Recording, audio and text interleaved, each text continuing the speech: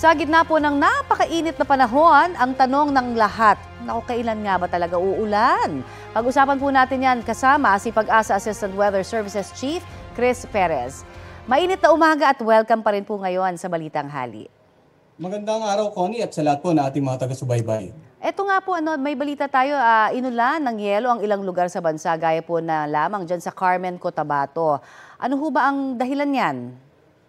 Connie, nitong weekend, nagpalabas ng thunderstorm advisory ang ating Pag-asa Mindanao Regional Services Division. At binanggit nga rito na simula alas 2 ng hapon hanggang alas 6 ng gabi ng Sabado ay meron tayong ongoing thunderstorm na pwedeng magdulot ng mga pag-ulan, pagbugso ng hangin, at yun nga, yung kasama na dyan yung minsan occasionally pag-ulan ng yelo, in some cases tornado formation dito sa may bandang North Cotabato area at sa mga ilang bahagi ng Mindanao area.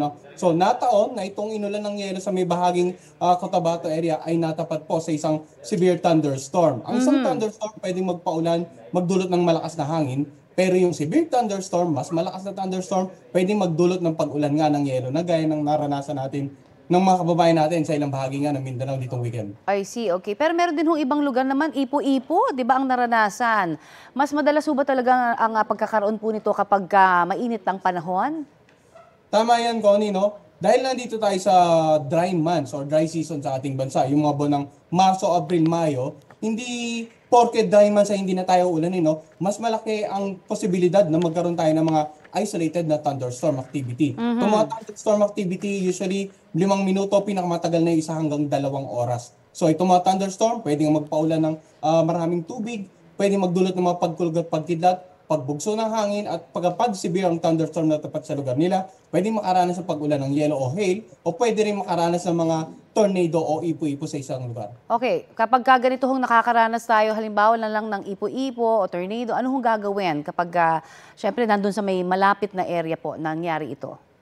Well, unang-una, Connie, nagpapalabas ang Pag-asa ng thunderstorm advisory kapag may namomonitor tayong mga ganyang maliliit at dagliang sama ng panahon na pwedeng makaapekto sa ating lugar. So, ang pinaka-importante sa lahat, monitoring. Pangalawa naman, kung makita natin na may makapal na ulap na pwedeng magdulot ng mga biglang pag-ulan sa kanilang lugar, ay mangyari lamang sumilong, maghanap ng masisilungan. Kung tayo po ay nagtatrabaho, naka-expose sa open area, gaya po ng mga kasama natin sa construction industry or yun sa mga gitna ng bukid, mangyaring sumilong, patilayin mo ng ulan, yung mga pagbugso ng hangin kasi minsan may kasama pang mga pagkidlat at pagkulog nga yan, pag-ulan ng yelo at yung mga tornadic activity. Patapusin muna yung thunderstorm activity bago tayo mag-resume ng ating mga outdoor activity, Connie. Maraming salamat po sa paalala na yan. Pero ito kasi sabi nga ho, nauna ng mga naibalita natin na until 2nd week of May at least, papasok po yung talaga napakainit na panahon pa. Pero syempre ang tanong ho ng mga ating mga kababayan, kailan ba talaga uulanin ang ating bansa? At may posible ho ba daw na pumasok pang bagyo sa atin?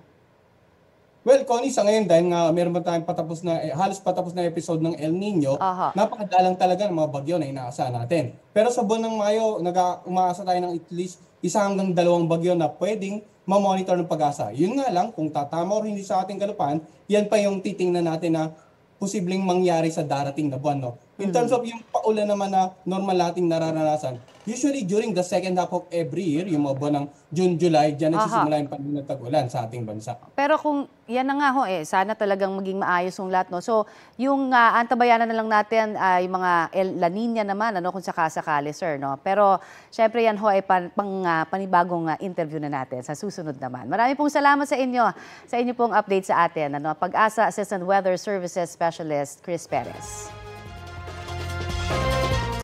Kapuso, para sa mga maiinit na balita, mag-subscribe sa GMA Integrated News sa YouTube.